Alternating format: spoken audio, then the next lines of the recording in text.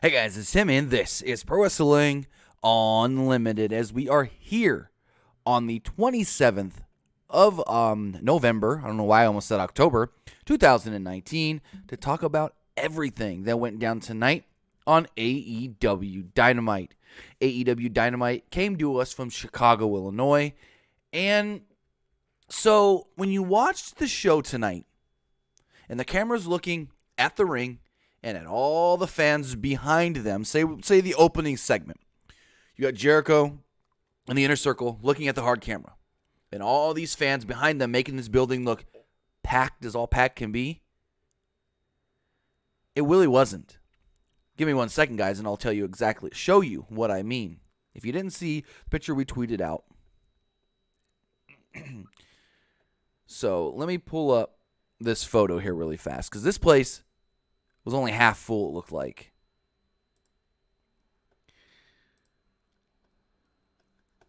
So, as we see here, the wrestlers in the ring cutting promos and whatnot. If I could find the photo, here we go. Nope, wrong tweet. Got the photo right here on Twitter. Here we go. As you see here, all these seats are empty. A lot of empty seats. All these seats up here practically empty as well. I mean, you got a good section right here. But you got a whole section empty here, a whole section empty here, here. And we did hear that there was some shuffling around to move people, to the other side, to get everything on that side looking as full as possible. But their return to the Sears Center, last time they were there, it was all out. They sold it out. That was a pay-per-view, though. Here's the other thing that you can think. WWE just ran 4 days straight in Chicago, Illinois, and a lot of people may have gone to 1, 2, 3, or even 4 WWE shows this past weekend and was like, man, I don't got the money now to go to an AEW show. So unfortunately, I don't know if that's the cause, if WWE being there for 4 days, just 2 days prior, hurt them, or if it was the fact of they're just not drawing anymore. I don't know, and maybe we'll find out why the building didn't sell as much as you would expect and hope. But at the same time, we know this building can fit about 10 to 11,000 people, and an AEW TV taping has usually been getting around 5. So that could be the other thing, that they've hit their, what you want to call it, mark between 4 and 6. I averaged it at 5. But we've seen some weeks they had 4,000 people live, and some weeks they've had 6. So if you average that out, a lot of times you're right in the middle of that. You go about 5. But anyways, so maybe 4 to 6 is their threshold. And when you're in a building that is seating 10 to 11,000, and you got to shuffle people around to the other side to make that side that the camera's looking at look as full as possible, you're going to get some empty sections. But before we get going and talking about the show itself, let's see who's here with us on the live chat. We got Kristen McNutt, Henry McKenna Cavallo. We've got Jason Dalton, Willie's Network, Woken King Slender, SMD Highlights, Nathan Wallace, and so many more of you. If you guys want to be part of the show, you can do so by calling or texting at 510-906-1341. We will be periodically checking the text messages as we talk about the show, and then we'll take a couple of your calls after we finish the actual review, as we normally do. Again, the number is 510-906-1341. The number is in the live chat, and it will flash up on the screen periodically, as you will notice. So with that, the show kicked off with the Festival of Friendship 2.0. I mean, Chris Jericho's Thank You Thanksgiving celebration for Le Champion. And what I mean by Festival of Friendship 2.0, this was like, hey, Jericho, remember that Festival of Friendship thing you did with Kevin Owens in Vegas on Raw? How about we take that concept and just add a little to it so people don't think this is a completely rip-off of that segment. But boy, was everything on this in this segment, just festival friendship. So Soul Train Jones welcomed us to the greatest night in television history, then introduced Jericho. The ramp was lined with a marching band. The ring was surrounded by people in inflatables, clowns, and animal costumes. Jericho told Chicago to sit down and shut up. The crowd chanted thank you, but Jericho said their thanks don't matter. He's here to be thanked by AEW executives team and the TNT Network brass. Jericho then announced a limited run of the official Little Bit of Bubbly and gave the website. I've got a press release on this that I want to read to you guys because this isn't storyline. This is real. Jericho has teamed up with Cody's buddy and Arrow star Stephen Amell to come up with a line of wine entitled A Little Bit of the Bubbly. I'm going to read a little bit of this press release for you guys right now. So the press release states the following. Chris Jericho, the world champion of AEW, and Stephen Amell, the star of the CW superhero series Arrow and founder of Knocking Point Wines, have teamed up to create A Little Bit of the Bubbly, the new official sparkling wine of AEW. The inspiration was sparked by Chris Jericho's one-man backstage celebration after winning the first AEW World Championship title on September 1st, 2019, when he revealed,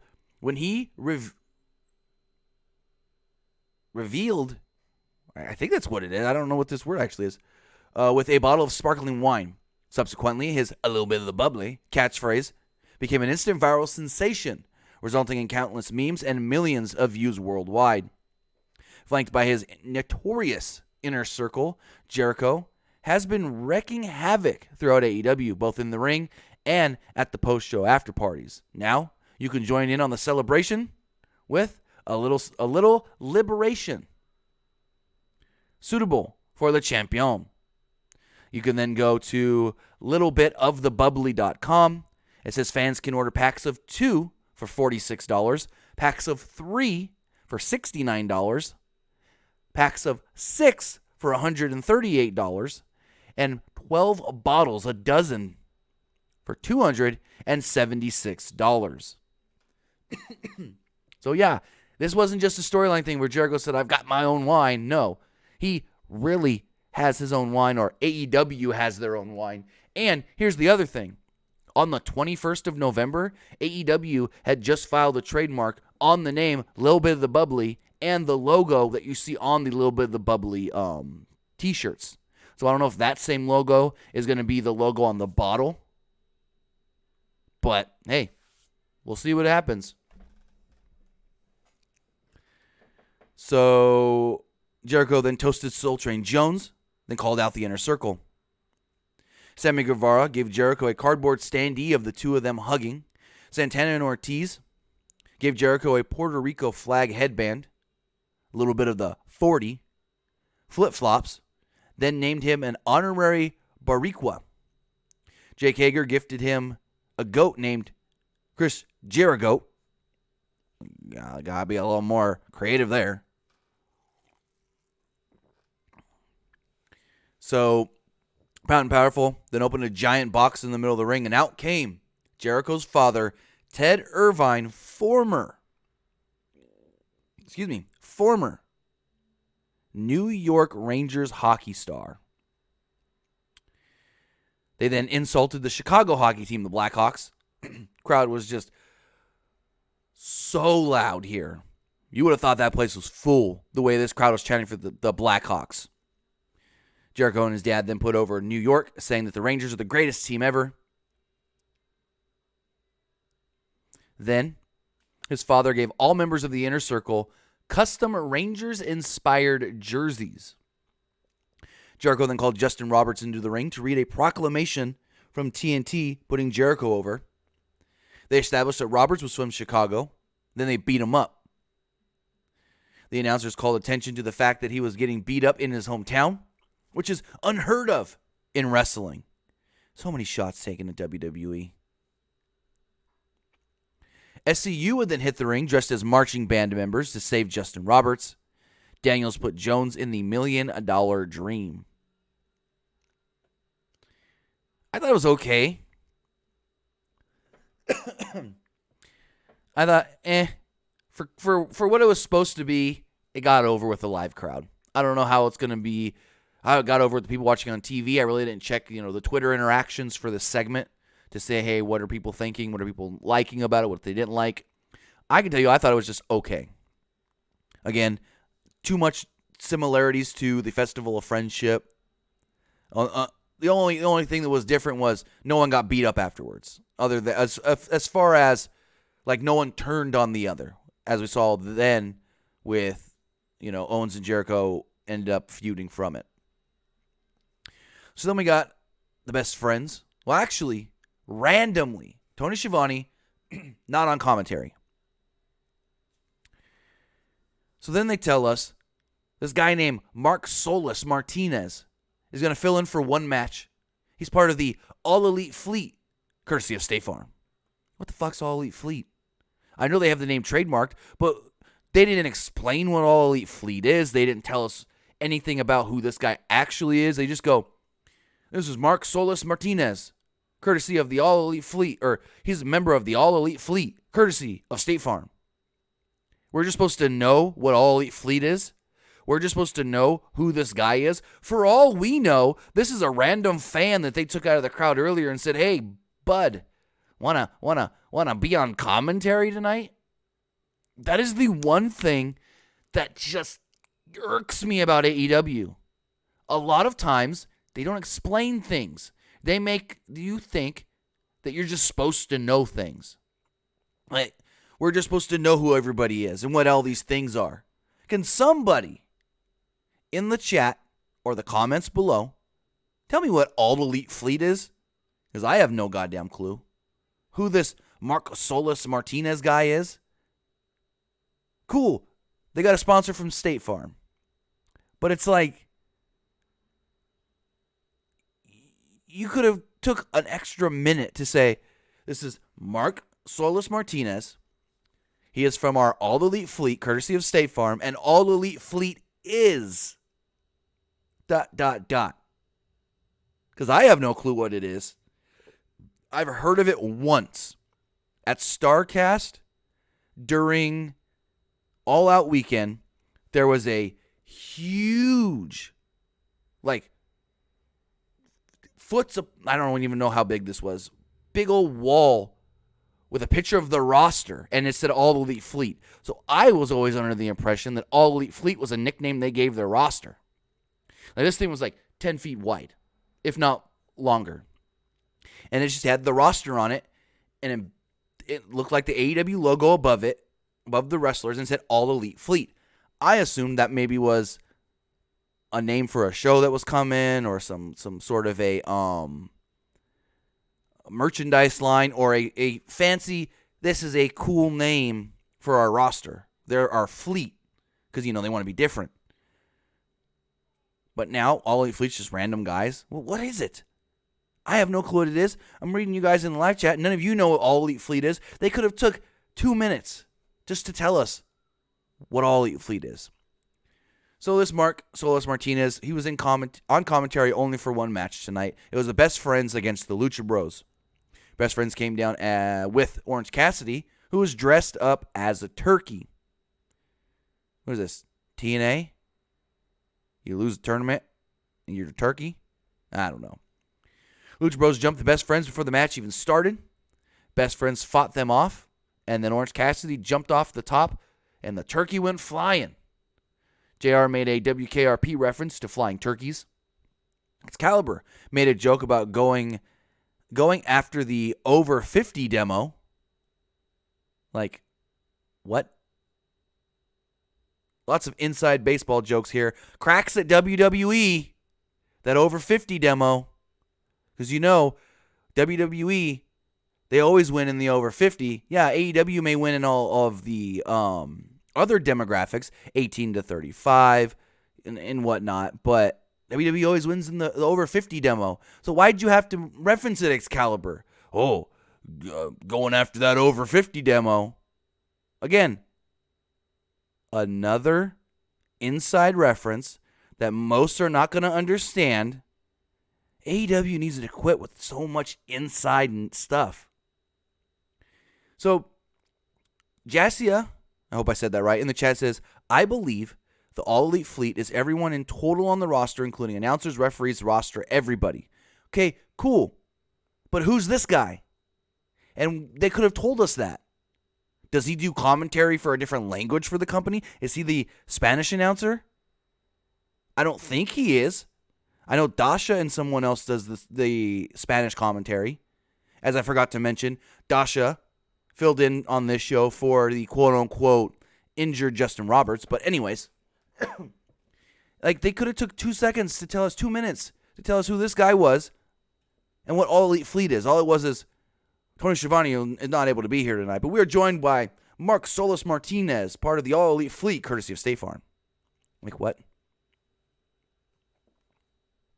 Gabriel Perez, yeah. He said Jericho took 21 minutes on his promo. Hey, Cody, what happened to no 20-minute promos? Anyways, the match finally starts here. Trent ran wild with knee strikes. Pentagon cut him off before commercial break. Lucha Bros worked over Trent during the break. After the commercial, Phoenix hit a drop kick to Trent's ass, basically.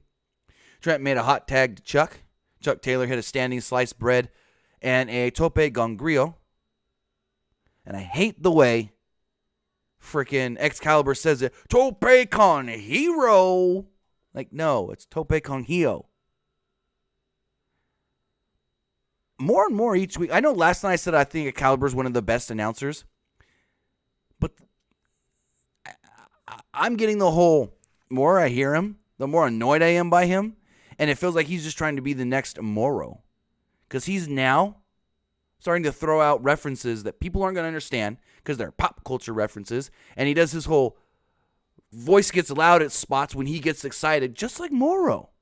So maybe I resend my comment from last night's podcast where I said Excalibur may be one of the best announcers out there right now. I heard him tonight and I was not impressed.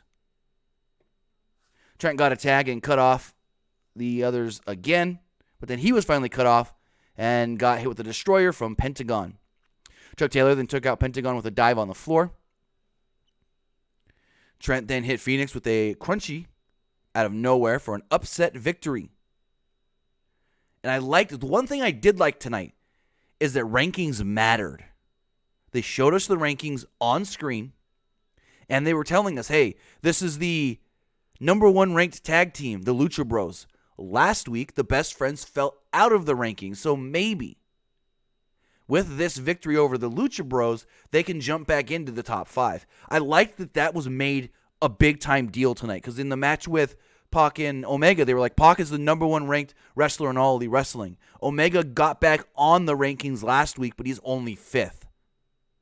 I liked that.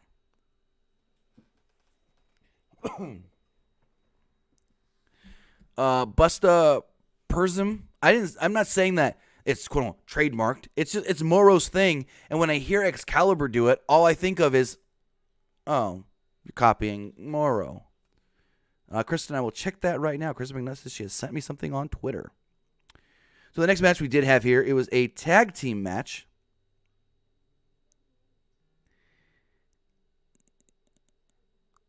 It was B. Priestley, Emi Sakura defeating Hikaru Shida and Chris Statelander. All right, so here we go. Kristen McDonough figured out, sent us what All Elite Fleet is. She sent me an image. It says, "Are you elite? Join the fleet. The All Elite Wrestling era starts now. You can be among the first to join the revolution. Sign up for AEW's All Elite Fleet for the latest news, videos, merch offers, event on sale announcements, chances to win big prizes, and more." So my point exactly. This guy's just a random fan? This told me nothing other than it's their newsletter. Hey, sign up for our newsletter and we'll send you some exclusive stuff as far as getting tickets early and whatnot. Special backstage videos. So, again, this guy, to me, because they didn't explain, he's got a background in commentary.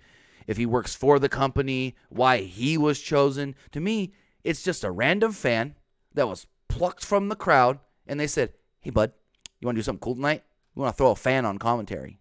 Want to be the fan? That's how I took it. That's how I'm still taking it after seeing what All Elite Fleet really is. I digress. This match had its moments, but was sloppy overall in my opinion. Statlander has a ton of potential. Shida is gonna be a star. Priestley's a good athlete, and Hikaru Shida and Emi Sakura, the solid veteran. But the four just didn't gel that well tonight. And the announcing didn't help either. JR made a couple very questionable statements here, referring to Sakura as Oriental, and saying that Shida doesn't speak English. Most of these young Asian ladies don't.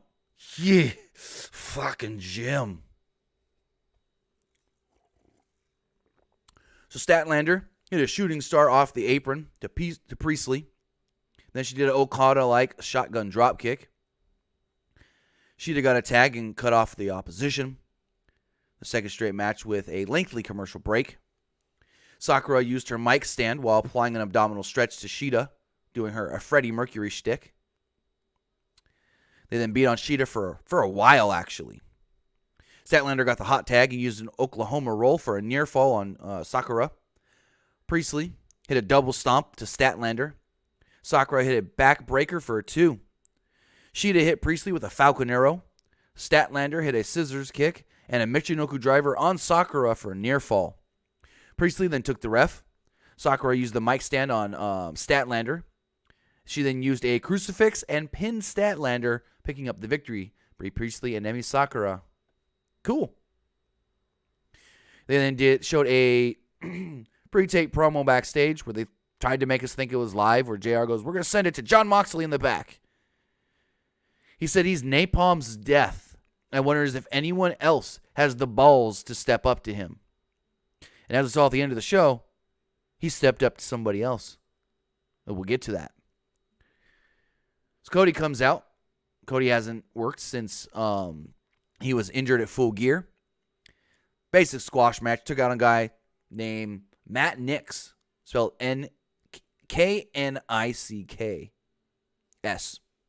K-N-I-C-K-S. Matt Nix. Cody hit a springboard cutter and threw his weight belt into the crowd.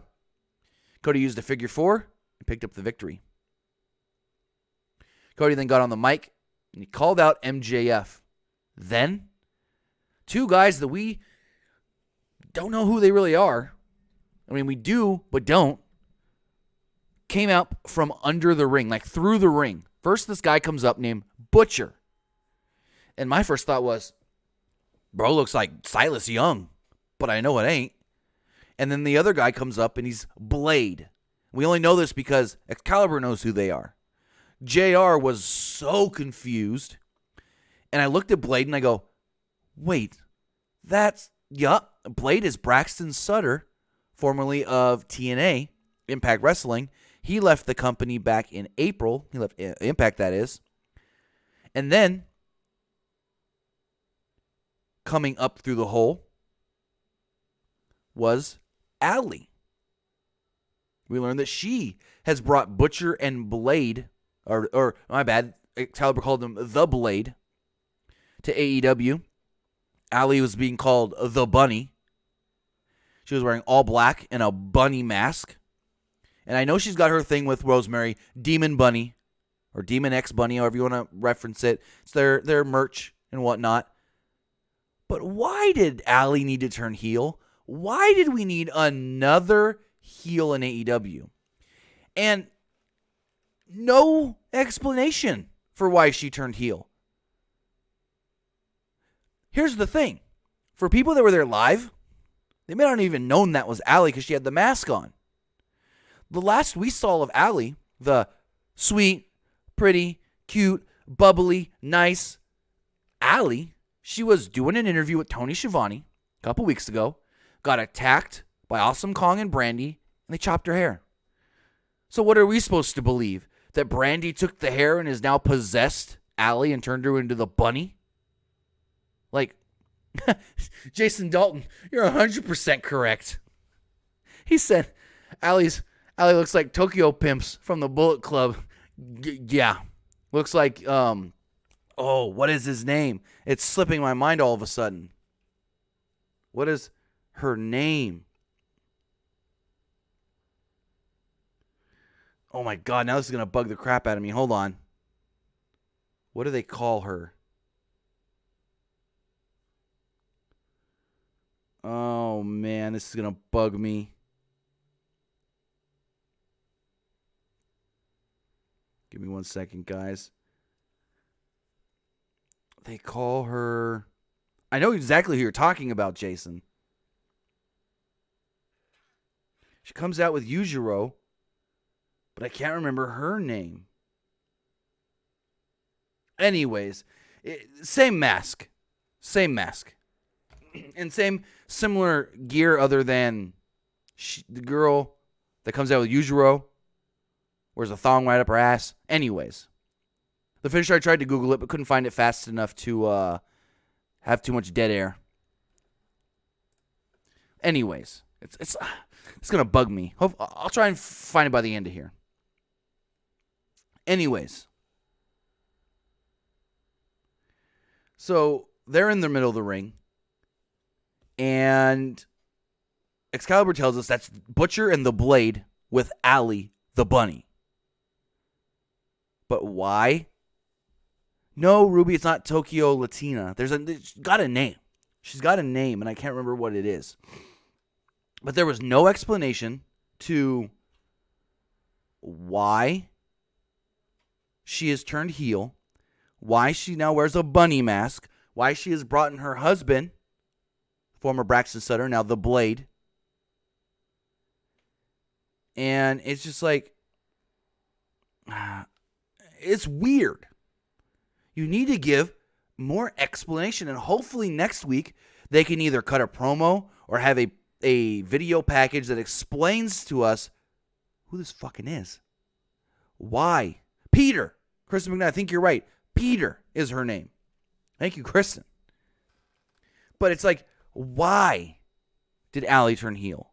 Why has she brought in Butcher and the Blade? What are their intentions? And I hope they don't suffer from the same thing that the Dark Order did. The Dark Order coming in super cold, no one knowing who they are, and no one caring two craps about them. And I think that can happen with these guys. The one thing that helps them is they do have Allie, but as I said earlier, the AEW fans only know Allie as the cute, sweet, bubbly, perky, giggly Allie. Not Demon Bunny. So I just fear that these guys coming in out of nowhere with no build and no real backstory and not knowing anything about them, they could suffer the same fate the Dark Order did and not get over. And you could tell that the crowd had no reaction to who they were. Like I said, for a fan just standing in the crowd or sitting in the crowd, you may have not even known that was Allie without hearing commentary.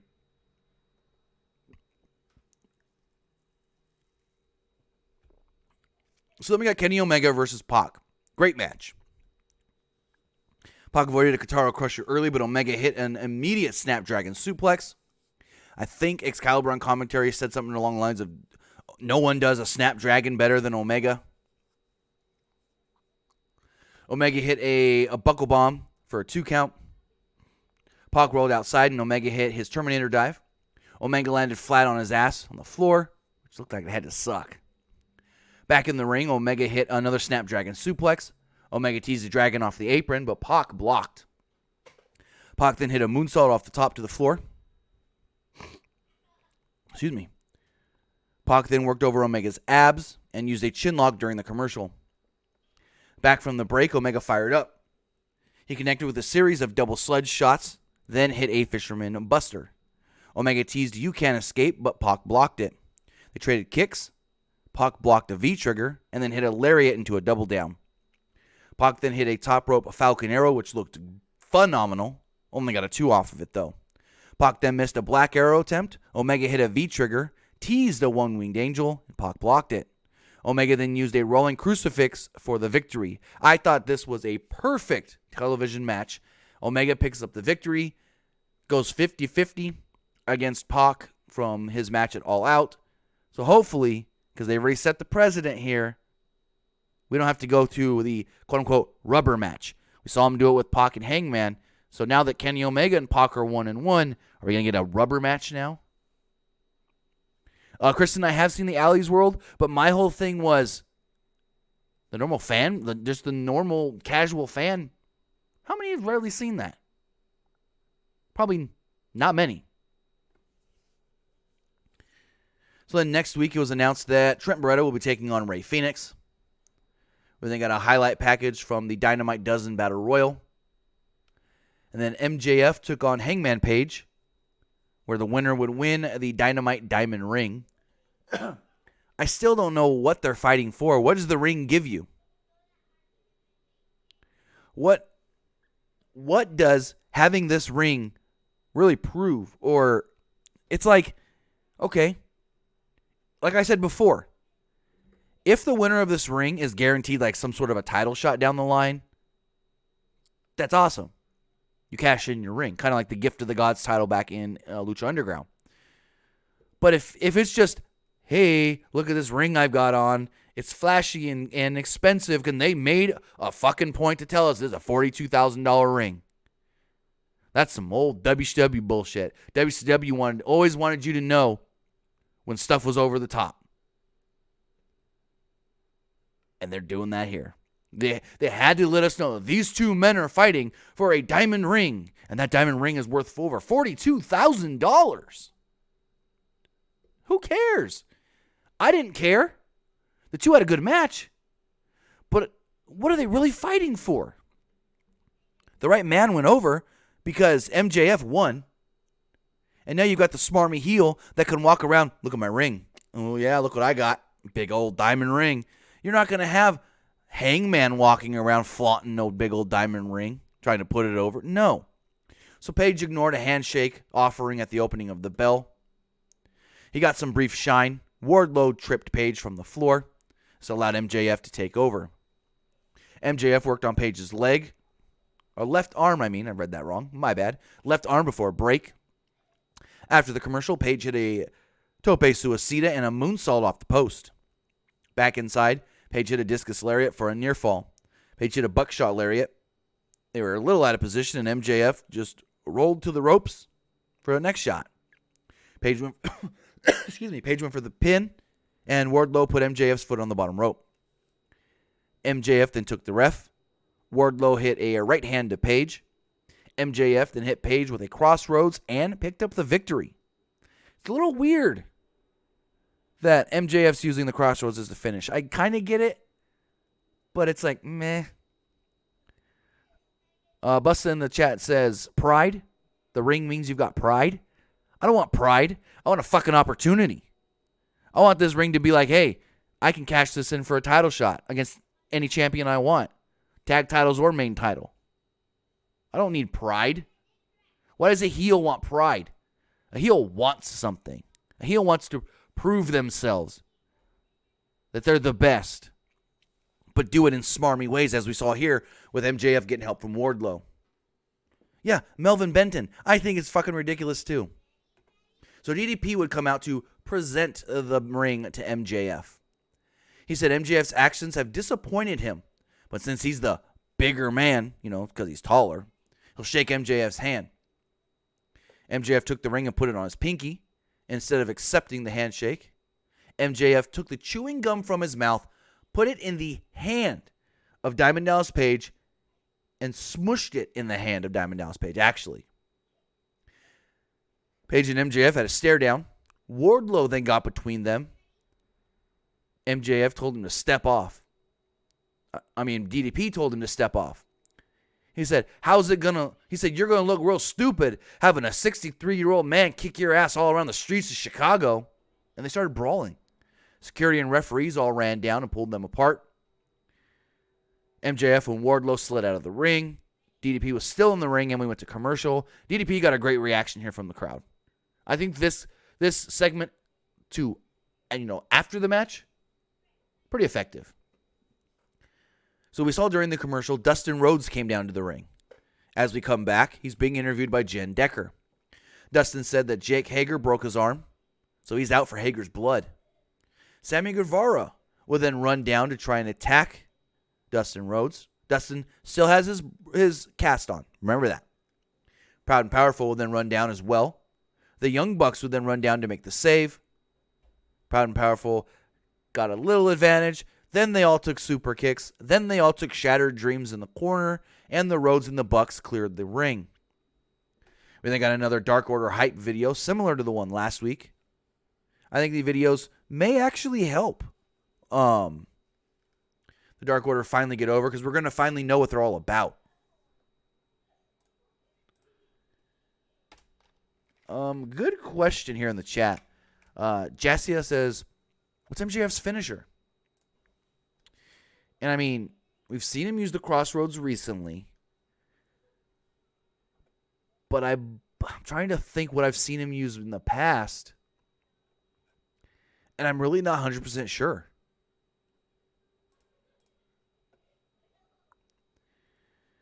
So then we got the main event. Chris Jericho defending the AEW World Championship against Scorpio Sky.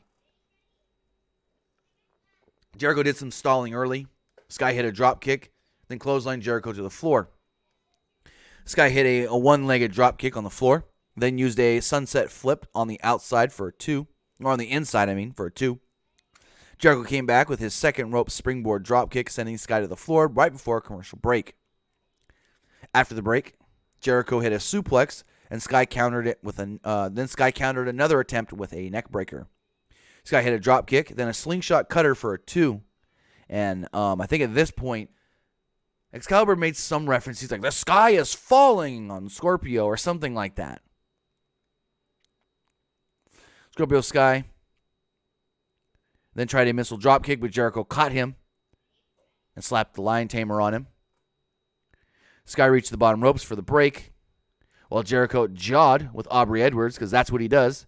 Aubrey Edwards is always Jericho's ref, and Jericho loves arguing with her because that's their shtick. Sky recovered. Sky hit a cutter, then locked in a Dragon Sleeper. Jake Hager ran down to the ring, and Sky gave him the hold. Jericho used the distraction to use a schoolboy for a 2.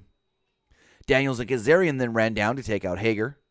Edwards chased them all away. Jericho teased a belt shot. Sky ducked it and hit a TKO for a near fall. Sky hit a top rope Rana, then a step-up Enziguri for a 2. Sky jumped off the second rope into a code breaker for a near fall. Sky blocked a Judas Effect attempt and used a backslide for a 2. Jericho blocked a kick and used a Lion Tamer. And this time, Sky tapped out. So, the crowd, they were into this match. I liked that the crowd actually got into this, and it was not a bad match at all. I expected a little more comedy in this, just because it's Jericho and Scorpio Sky, but I'm glad that we didn't really get any, actually, comedy in this match, and I was impressed. I really, really liked this match. Crowd seemed to really like it as well, especially near the end. After the bell, Jericho again used the Lion Tamer on Sky, and then the music of Jon Moxley would hit, and Moxley would appear in the crowd.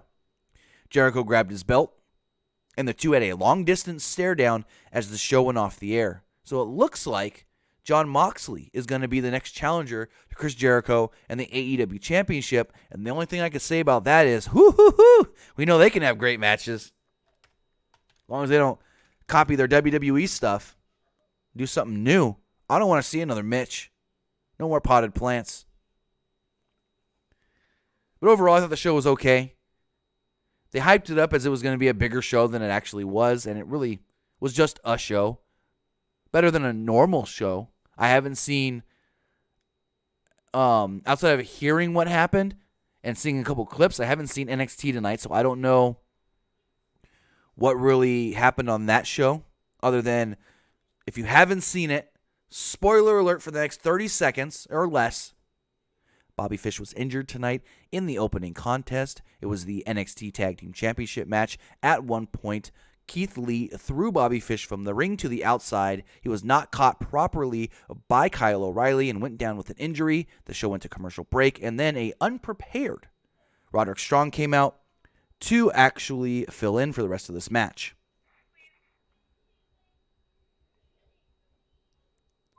So, with that, that was AEW Dynamite. I do have a couple text messages.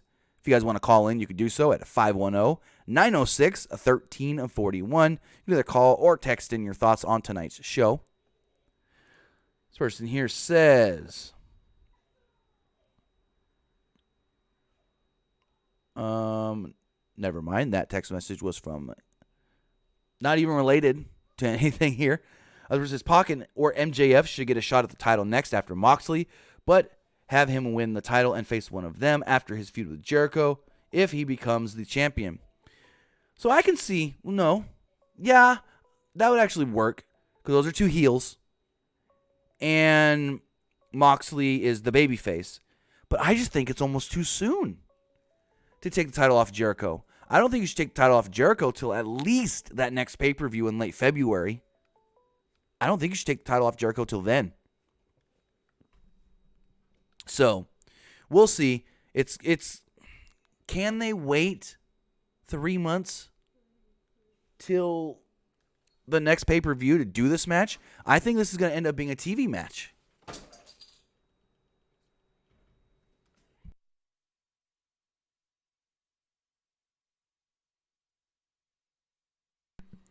But with that, I think we're going to wrap things up here. We will be posting the NXT review. It's not going to go live or be a live video, not a live stream. But I will be watching NXT tonight. Hopefully, I'll have time tonight, if I don't get too tired, to record the review tonight and have it up tomorrow. So, with that, I want to say thank you to everybody who did join us here to talk about tonight's AEW Dynamite. I want to thank everybody who watched later right here on YouTube or listened on podcast services all around the world. You can follow us on social media, facebook.com/Pro Wrestling ULTD, on Twitter at PWUnlimited. We're also on Instagram, just search Pro Wrestling Unlimited, and you can find me basically everywhere at Timmy Buddy. Have a good night, guys. Have a great Thanksgiving tomorrow. We will be back live after SmackDown on Friday, so we'll see you then. Good night, guys.